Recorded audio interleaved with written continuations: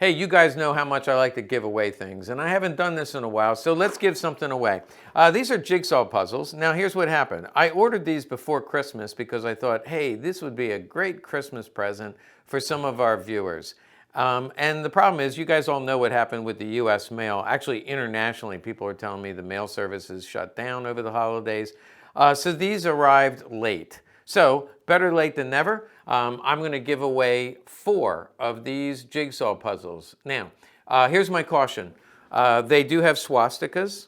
There's several swastikas on this jigsaw puzzle. That's not a swastika. There's several swastikas on this jigsaw puzzle. So it's the kind of thing where my wife would not let me put it out on the dining room table. If your father or grandfather lives in a community center, they probably can't do this out on their display table. But if this is something you'd be interested in, I'm going to give away 4. All you have to do is email us and say you're interested in the jigsaw puzzle. Our email is info@legacy-collectibles.com. info@legacy-collectibles.com. And we will pick 4 lucky winners and we will draw them in our next video. Hey guys, welcome to another show and tell video. This is how quickly things happen around here, especially lately. Things are flying off the shelf. Well, yesterday morning we uploaded a show and tell video. Hopefully most of you saw that. Then when the mail came around noon that day, look what came in the door. So it didn't make it in time for the show and tell, but here it is 24 hours later, and this has already sold. So things don't last very long. I'm going to show you a couple things that came in yesterday after I did the video, and the problem is they're going out the door already. They've already been sold, and some of these are once-in-a-lifetime opportunity for you to see some really cool guns. So before they go out the door, I wanted to show them to you. If you remember from the last show and tell video, I did the cased STG-44 that was a replica, 22 caliber replica, and that did go up on Gunbroker. And just in case you're looking, here's the listing. And if you remember, I said I thought it would go to about $1,200 to $1,500. I got comments from a number of you saying it was only worth $500 to $600. That's what it sold for originally, and I also got a comment that they only made 5,000 of them. So those were two of the things that I said on the video. But that is a replica 22 caliber. It's for sale on Gunbroker auction starting at $1. But this is the real thing. Now it has been altered, which makes it easier to own. And basically, it was a full auto, and now it has been turned into a semi-auto, which means we can send it. You know, once somebody pays, and if they have an FFL that I can send it to, we send it out right away. Remember the top cap? I showed you that yesterday, and the other one had a safety device. This one has nothing in it. First of all, you can see here the MP44, also known as the STG-44. And then you can see the serial number and the date 44. So that's the model, but this is also the date it was made. If you look at this finish, this is probably a newer finish. This is probably not original to this because it doesn't have equal wear. This is a brown patina. We're going to talk a little bit about brown patina a little later on. But late war, they just put a thin layer of finish on this. So as the metal rusts over time, the brown will come through the finish, through the bluing. So you can see the brown patina, which makes this really cool. And I started to say which makes this one particularly desirable. It is all matching. The numbered parts are all matching. We are going to try taking this one apart and hopefully not get hit in the face with a spring. This is the mag release button. And as I said, this is a little better condition than the gun, but these magazines are fairly expensive when they're original, and you can see the marking there as well. This is the select fire button, and it still works, even though it has been disabled in full auto, safety and fire, safe and fire. And this pin is what takes the buttstock off. So what I'm going to do is pull that pin out. Okay, then I just pull this buttstock off, and I have to be a little careful because there's the spring. It's pretty tight, and you can see the buttstock, which is also, there it is, it's numbered. Remember 79, it's actually 79U. This is the recoil spring. It's actually pretty dirty. You can see those are crustaceans, also known as barnacles. Okay, don't send me nasty comments saying they're not actually called barnacles. It's called humor.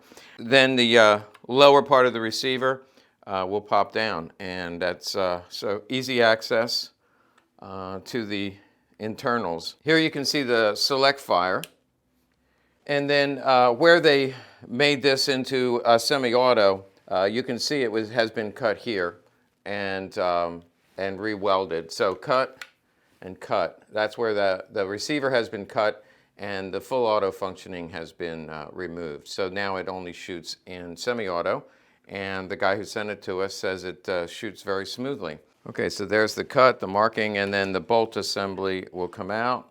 Here you can see the firing pin, waffen stamps. And I'm not taking the firing pin out, and I'm not sure if the pin would be numbered. And here you have the ejector. They all look very, German weapons, they look very similar with the firing pin and the ejector. But that's the piece, and again, waffen stamped. And then the actual bolt, that comes out, and there's the rod. And you can see firing proofs here.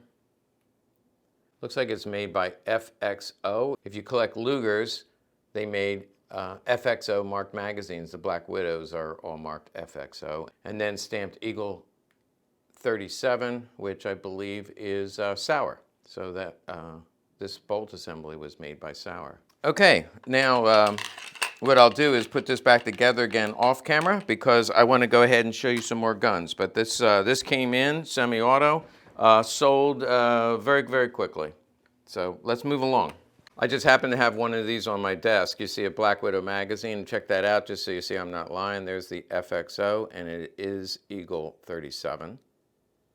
Okay, the next thing I wanted to show you that sold quickly, actually not the next thing. I have a single action army, but just to stay in the Nazi vein before we move on to non-Nazi items, Nazi era items. This is a Kripo disc. So basically the criminal police would carry one of these. We've sold these before on the website, and some of you have probably seen them before. That made my hands really dirty, but you'll forgive me for being dirty. This badge or disc was given to the criminal police, and what makes this interesting, I'm doing a lot of research on SS guns. SS guns went to Gestapo, the secret police, and the criminal police.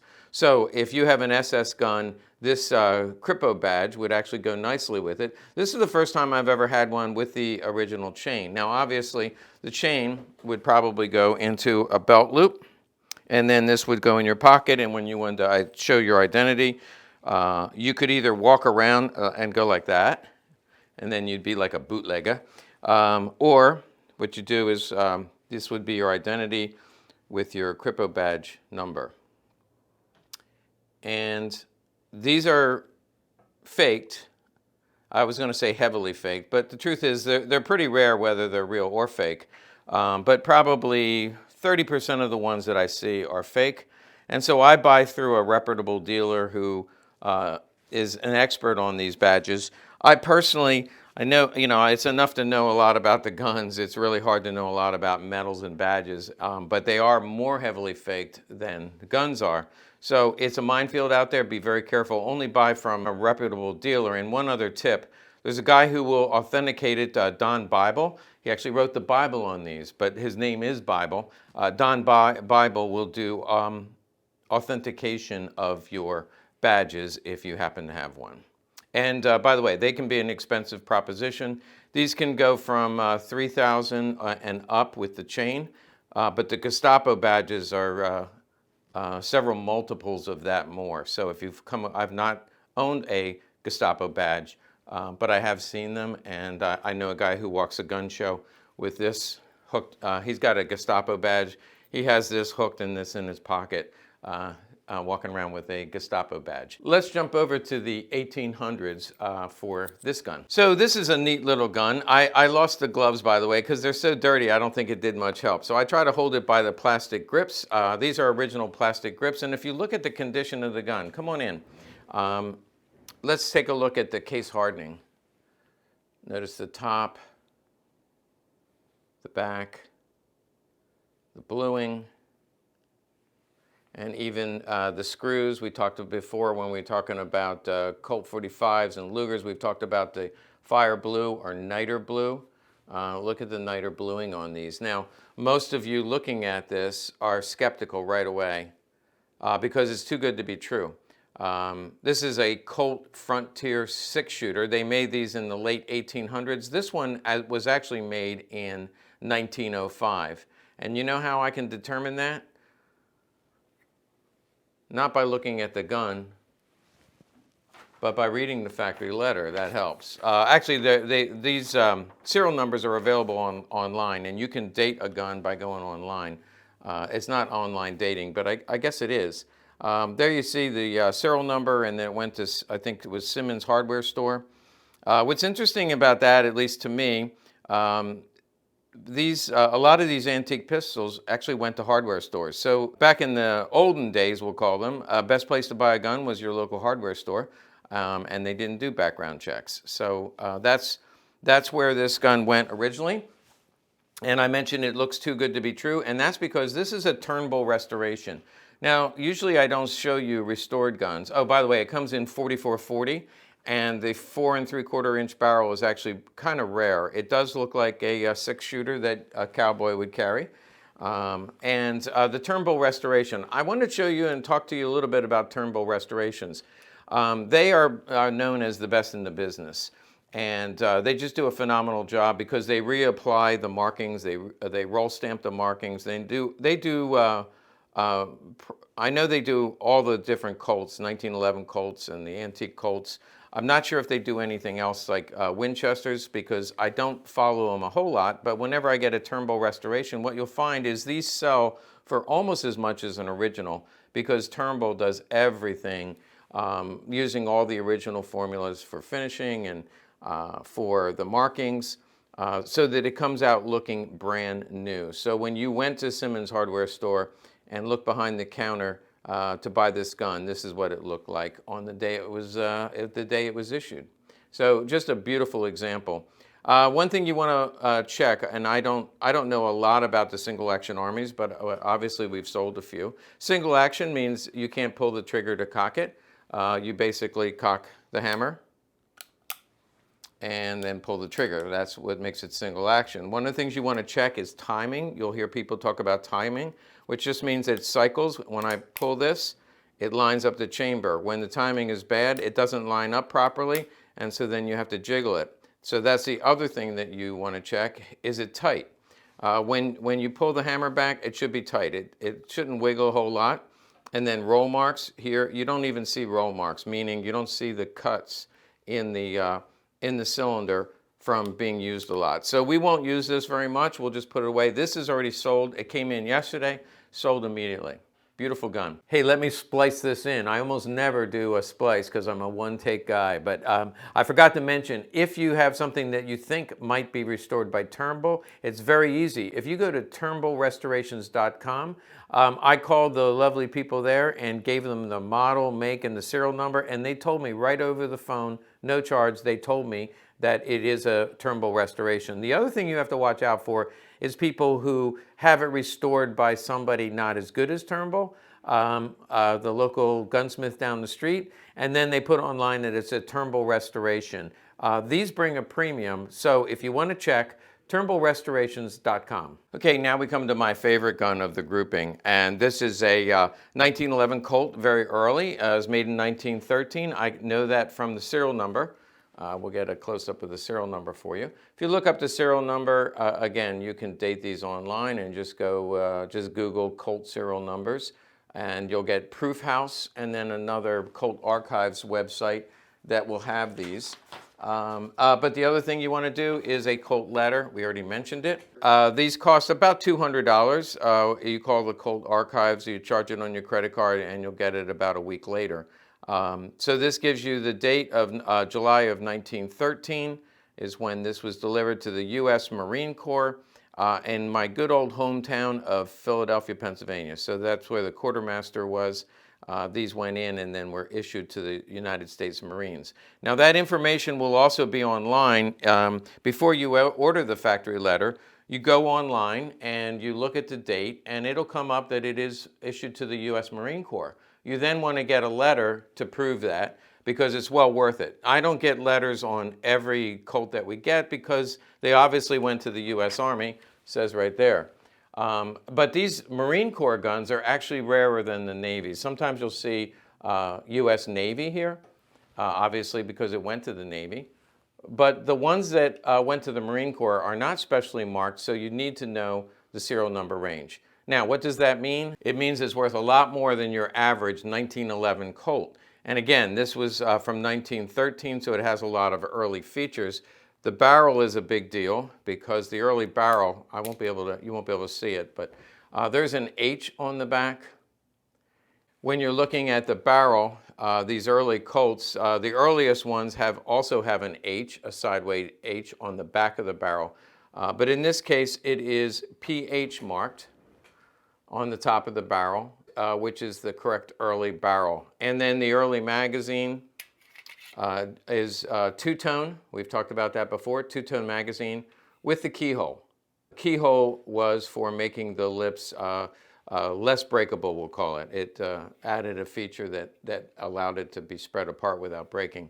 And they only did that for a very short period of time because it didn't work out real practically. The only other thing you want to see is the inspector mark right here, which is the inspector who accepted it into the military service. And again, in this case, it went to the Marine Corps.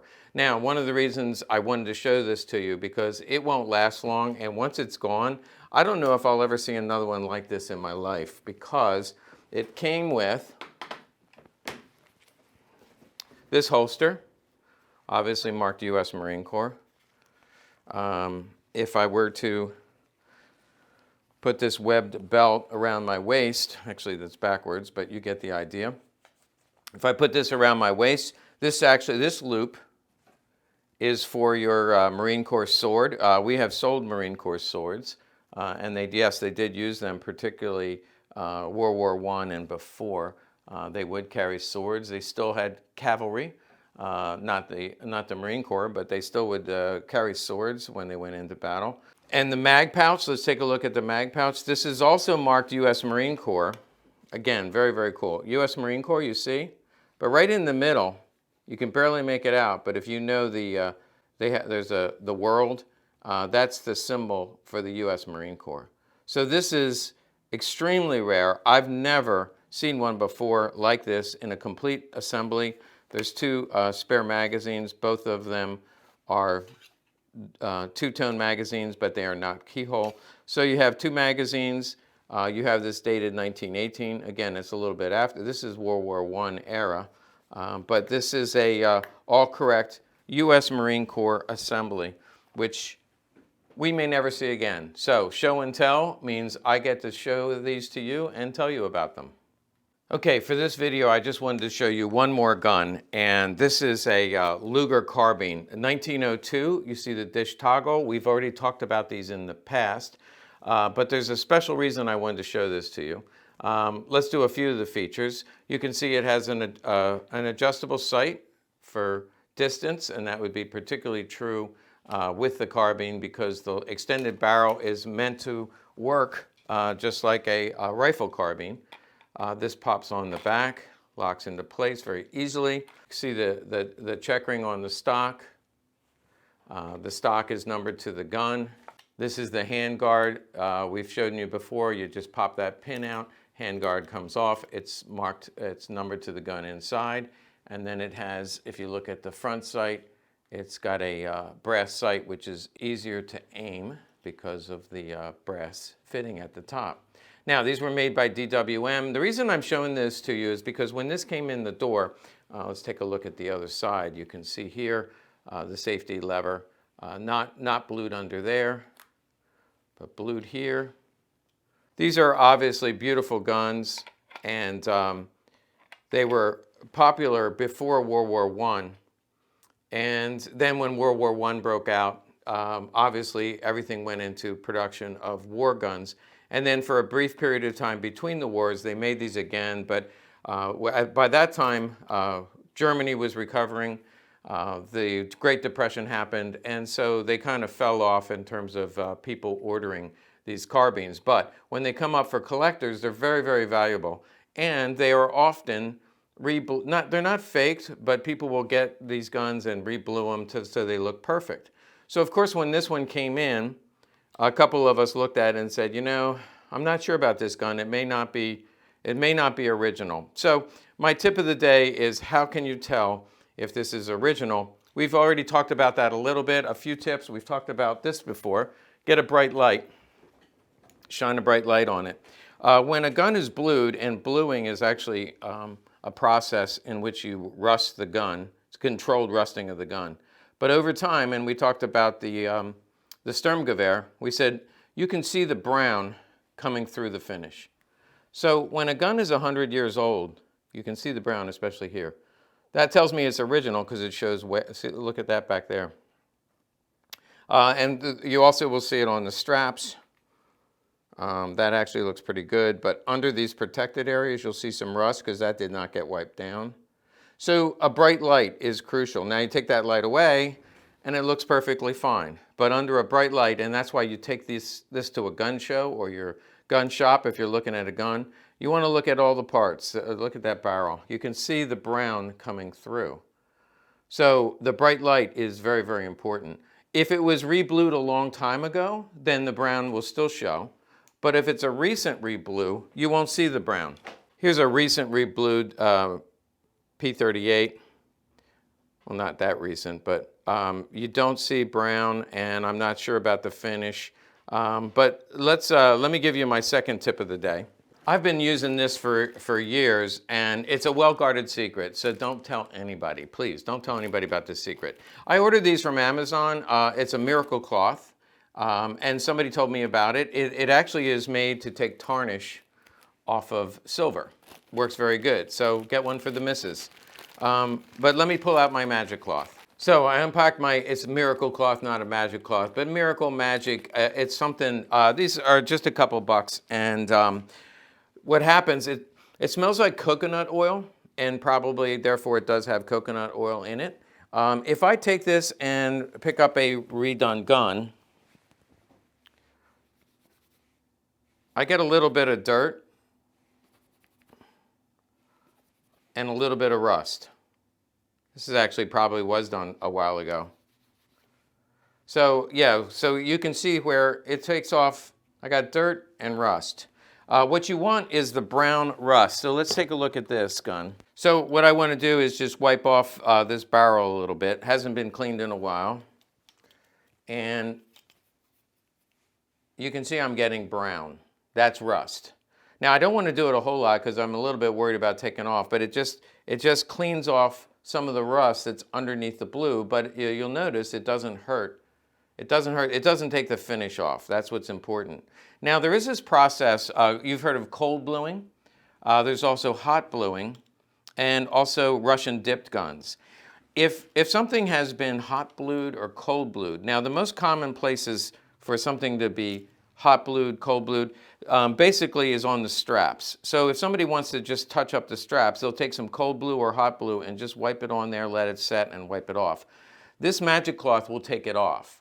But when you do, then you'll see how bad the front strap is. And I don't have one that's hot blued right now. We do get them from time to time, get people who will hot blue a gun. And so I wipe off that front strap. And when you use the magic cloth on hot blue or cold blue or Russian dip, it comes out black. I don't have a gun right now that is hot blue, cold blue. Again, I get them all the time where the front strap, and you can imagine where you hold it. In fact, a lot of you have really beautiful guns, except for the front strap. It's bad. And so there are people who will hot blue, cold blue. Again, if it's been refinished, the magic cloth won't help if it's been refinished. But if it has any kind of touch up on it, or Russian dipped, here's the cloth I used on a gun that was hot blued, cold blued. It comes out black. So I just wanted you to see, I take that off, one comes out black, it should look rust. So the miracle cloth is good for taking off the cold blue, Another place that people will cold blue, they wouldn't hot blue because you have to heat up, you'd have to take like a heating element, a propane torch, and heat it up. That would be too big an area. But if you take just this hump and you take a little bit of cold blue and put it on there, it'll come right off if you use the magic cloth. One of the reasons, and you have to be careful because again, if this, you know, like if you buy a gun and it had cold blue on there, you wipe it off and send it back, you're liable not to get a refund because it does remove the finish. If I do this, I'll take a chance, do that. A little bit of dirt, but it didn't, and believe me, it'll come right off. Actually, let me see if I can demonstrate it. Hey, thanks for the quick break. What I wanted to do is show you this. I got this in, this is of course a Black Widow, but this looks like it's got strawed parts on it, and this looks a little funky. So I'm going to take my magic cloth, sorry, my miracle cloth, and I'm going to see where that, that straw, it shouldn't be strawed. And I'm going to see if this is cold blued. You see, see that? That was cold blued. This looks funky, doesn't look right. The color doesn't look right. Give me a second. Kind of hard to get in there. You can see that was cold blued. Now on the regular finish, this part, perfect, see that? Brown.